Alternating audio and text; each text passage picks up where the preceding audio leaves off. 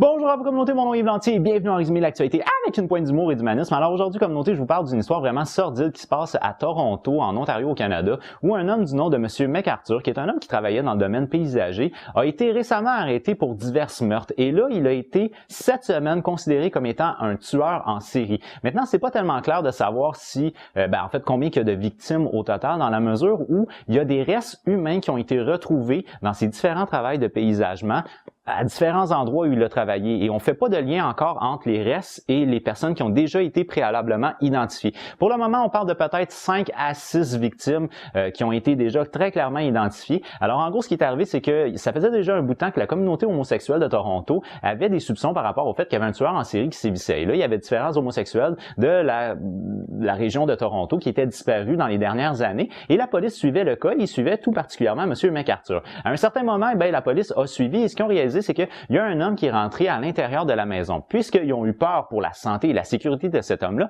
les policiers ont décidé de faire une descente. Au moment de rentrer dans la maison, l'homme était attaché à un lit. Alors là, c'est pas mentionné à savoir s'il a été attaché d'une manière violente, si c'était dans le but de le tuer, mais il reste pas moins qu'on a des bonnes raisons de croire que c'est fort possible. Pour l'instant, il n'y a pas vraiment de détails par rapport à savoir comment est-ce qu'il a fait son compte, mais ce qu'on doit s'avouer, c'est que ça ressemble beaucoup à l'histoire de Luca Rocco Magnotta, puisque s'il y a vraiment des restes humains dans différents travaux qu'il a fait au travers de la ville de Toronto, ça veut donc dire qu'il a dû démembrer d'une certaine manière ses victimes. Finalement, peut-être est-ce qu'on a réussi à trouver le coupable pour l'ensemble des disparitions de la communauté homosexuelle de Toronto, et si tel est le cas, c'est une bonne chose, mais il y a encore beaucoup de développement à venir par rapport à ça. Sur la communauté, pour moi, c'est déjà tout. Alors, je vous remercie d'avoir regardé ma vidéo. Si vous l'avez aimé, n'oubliez pas de donner un petit j'aime. Si vous l'avez vraiment aimé, bien entendu, vous pouvez la partager, communauté. Moi, je vous donne rendez-vous sur ma prochaine capsule, mais d'ici là, je vous dis, j'ai déjà hâte de vous voir. Ah, bah ouais! Bye bye!